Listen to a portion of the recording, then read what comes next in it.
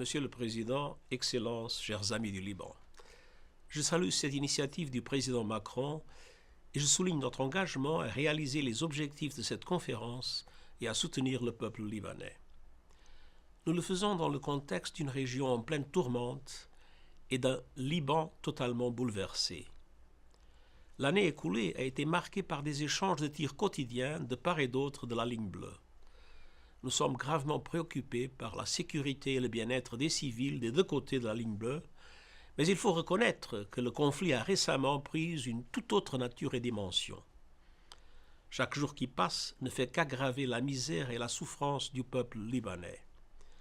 Depuis octobre dernier, plus de 2300 personnes ont été tuées au Liban et au moins 50 en Israël et dans le Golan occupé par Israël.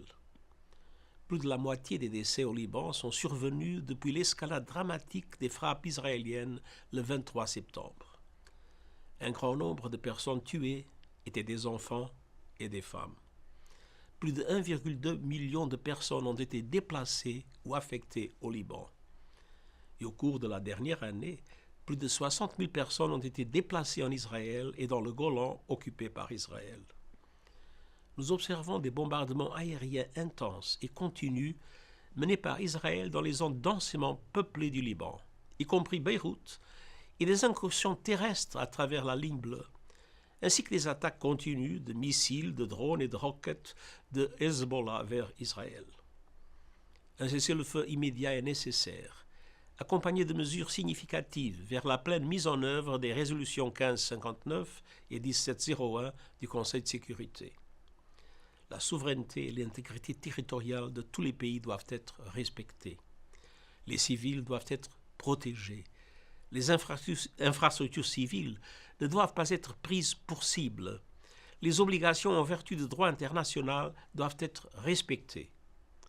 J'exhorte les amis du Liban à soutenir les efforts humanitaires en cours, notamment en finançant rapidement l'appel éclair pour le Liban. J'appelle les dirigeants libanais à prendre des mesures résolues pour assurer le bon fonctionnement des institutions d'État afin de relever les défis politiques et sécuritaires urgents du pays.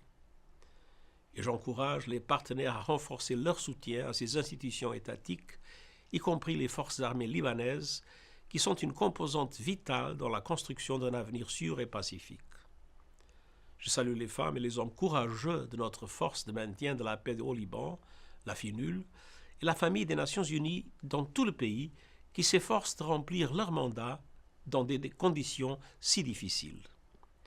Soyons clairs, les attaques contre les casques bleus de l'ONU sont totalement inacceptables.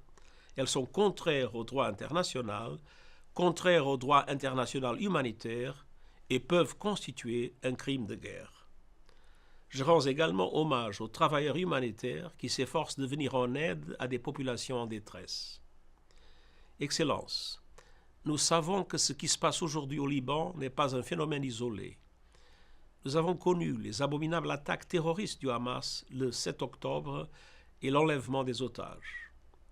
Depuis, les opérations militaires israéliennes à Gaza ont causé des morts et des destructions à une vitesse et à une échelle dépassant tout ce que j'ai connu durant mes années en tant que secrétaire général. Nous en avons vu les conséquences en Syrie, en Irak, au Yémen. Aujourd'hui, nous venons la menace croissante d'une conflagration majeure entre Israël et l'Iran qui bouleverserait toute la région. Nous avons besoin d'un cessez-le-feu au Liban, tout comme nous avons besoin d'un cessez-le-feu à Gaza et de la libération immédiate de tous les otages. Escalade après escalade, la situation devient chaque jour plus inimaginable pour les populations de la région, y compris pour le peuple libanais qui est au cœur de la réunion d'aujourd'hui. Montrons notre solidarité. Agissons pour soulager les souffrances et faire avancer la paix. Merci.